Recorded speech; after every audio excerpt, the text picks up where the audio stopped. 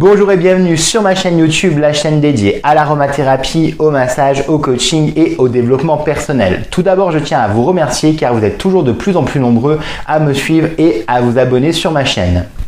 Voilà plusieurs mois que je vous parle d'huile essentielle, mais finalement, qu'est-ce qu'une huile essentielle? Dans cette nouvelle vidéo, je vais vous présenter la définition d'une huile essentielle et comment on l'obtient. La définition officielle d'une huile essentielle est un extrait ou partie d'une plante aromatique liquide obtenue par distillation à la vapeur d'eau. Donc qu'est-ce que finalement la vapeur d'eau? Vous avez peut-être déjà entendu parler de l'alambic pour obtenir des spiritueux comme le calvados par exemple ou l'armagnac, mais nous pouvons l'utiliser également dans le monde des plantes aromatiques pour obtenir la fameuse huile essentielle. La distillation ne date pas d'hier, car il y a déjà 7000 ans en Inde, les textes sacrés des Védas nous montrent déjà l'utilisation d'eau aromatique pour les thérapies par les plantes.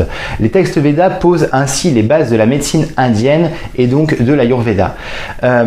C'est ensuite, qu'il y a 3500 ans, que nous découvrons en Mésopotamie, tout simplement dans l'actuel Irak, un semblant d'alambic en terre cuite qui sont déjà les prémices d'une distillation rudimentaire certes, mais déjà d'une distillation quand même. Les essences aromatiques sont alors liées intimement au culte religieux, aux dieux et ainsi que la beauté notamment pour la parfumerie. C'est un petit peu plus tard avec l'Égypte que l'huile essentielle prend tout son sens thérapeutique. Le reste du monde antique n'est pas non plus en reste concernant les plantes aromatiques et les plantes médicinales. Nous pouvons par exemple citer la Chine qui commerçait déjà il y a 3500 ans des plantes aromatiques à des fins thérapeutiques. Nous pouvons également citer il y a 4000 ans un traité de phytothérapie qui est le traité le plus vieux du monde. Il y a également le traité de l'empereur jaune qui a été écrit environ il y a 2000 ans sur les bases de la médecine asiatique et notamment la médecine chinoise.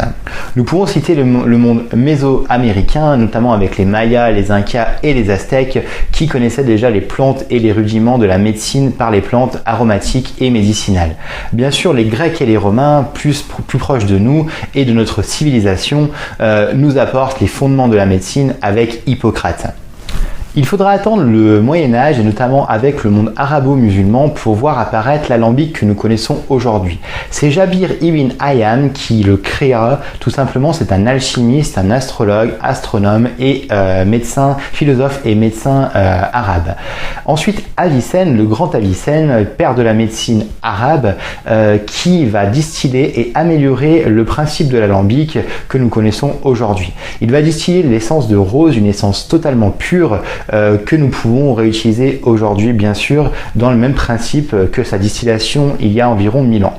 La distillation est un art à part entière qui demande beaucoup de connaissances, notamment sur le temps de distillation de chaque plante aromatique. Comme je vous le disais, l'alambic a peu changé hormis ses matériaux. Aujourd'hui, nous n'utilisons plus que de l'inox pour des raisons plutôt hygiéniques et bien sûr de santé, afin que d'autres métaux ne viennent pas en interaction avec la plante et l'huile essentielle.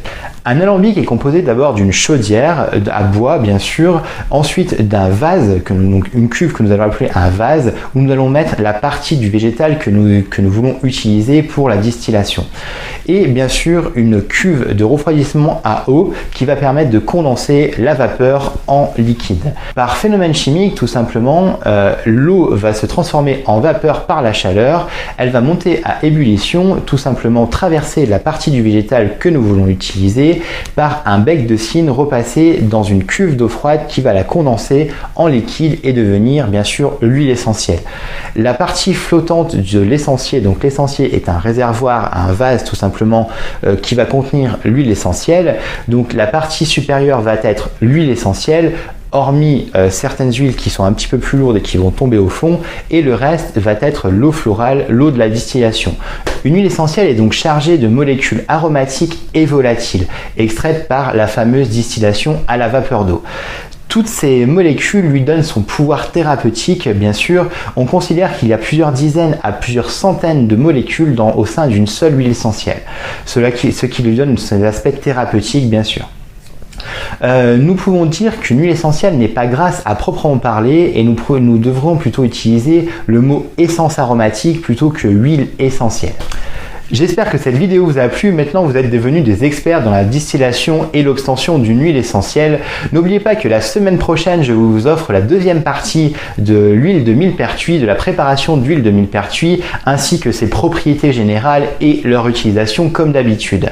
Bien sûr, comme d'habitude, je vous laisse vous abonner à ma chaîne. Je vous laisse également vous cliquer sur la notification juste ici et partager cette vidéo avec le plus grand nombre si bien sûr elle vous a plu. Je vous laisse également me poster un commentaire et un like et je vous dis à bientôt.